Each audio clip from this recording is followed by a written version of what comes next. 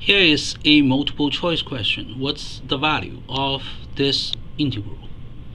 Richard Feynman would define a function f of y to be this integral with x squared replaced with y times x squared. df over dy would be the first derivative of this integral, or the integral of this first derivative.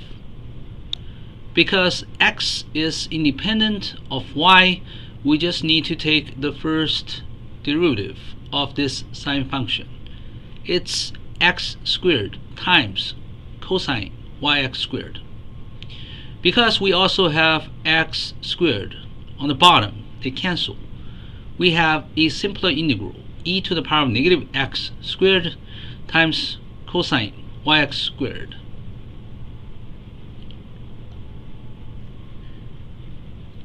Cosine theta can be written as e to the power of I theta plus e to the power of negative I theta divided by 2.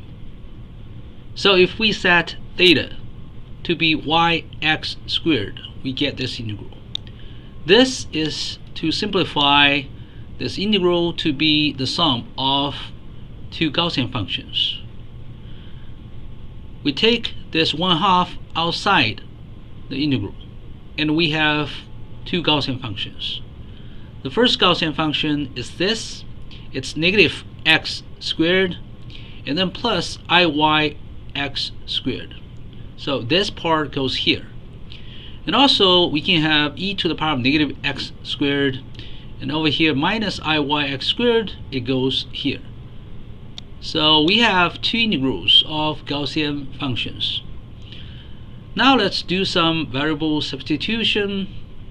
First, we multiply this x by the square root of 1 minus yi, and we divide this square root outside. Similarly, we have this x in the second integral multiplied by the square root of 1 plus yi. We divide the square root of 1 plus yi outside the second integral.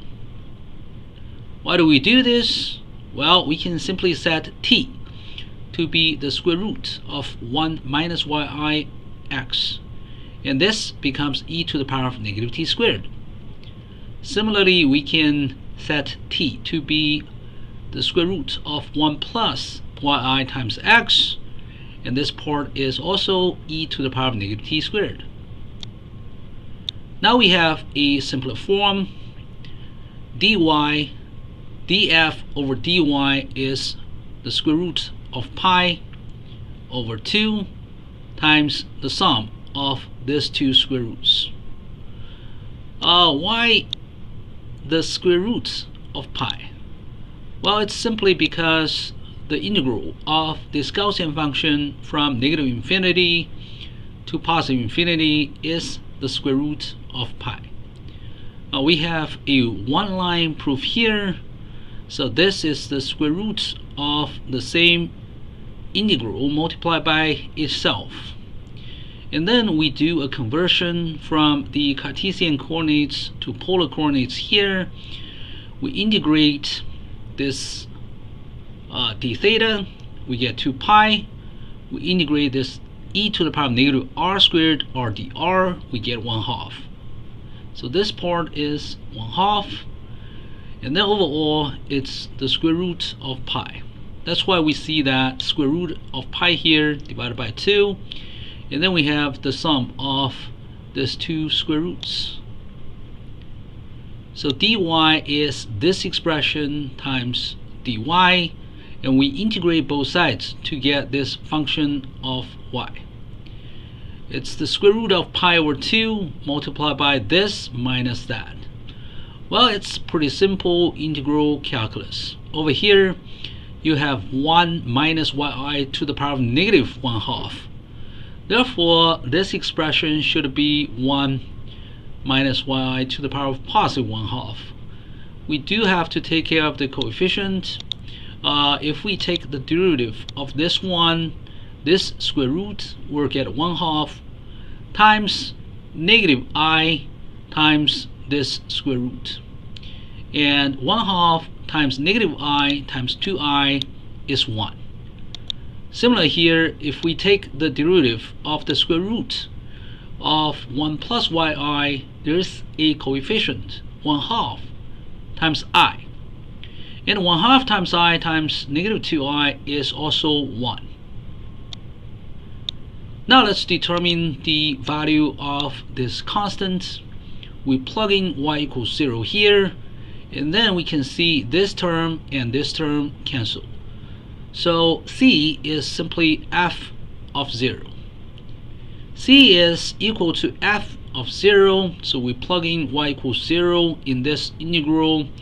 Sine 0 is 0, this integral is 0, therefore c is 0. This f function can be written as the square root of pi over 2 times over here 2i times the square root of 1 minus yi minus 2i times the square root of 1 plus yi. And now we set y equals 1, and then we have 1 minus I here and 1 plus I here. How do we take the square root of 1 minus I? First, we express 1 minus I in this form. This is the modulus of 1 minus I, the square root of 2. And over here we have the angular portion. It's cosine pi over 4 minus I times sine pi over 4. It's just negative 45 degrees in the graph of real number and imaginary number. Similarly, 1 plus I is the square root of 2 times over here cosine 45 degrees plus I times sine 45 degrees. It's just easier to take the square root of this expression.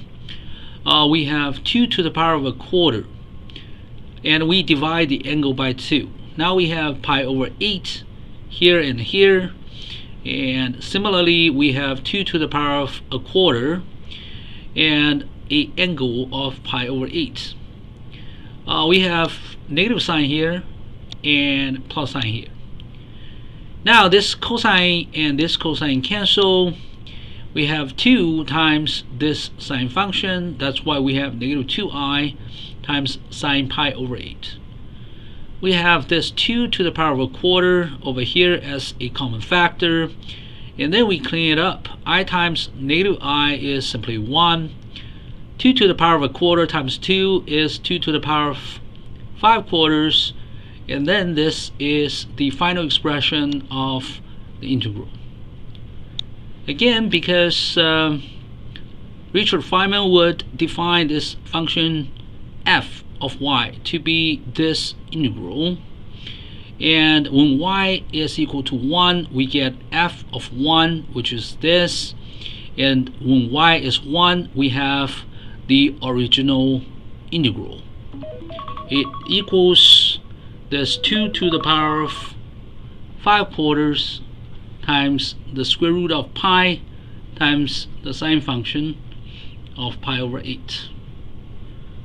We're plugging all the numbers. The result is approximately 1.6.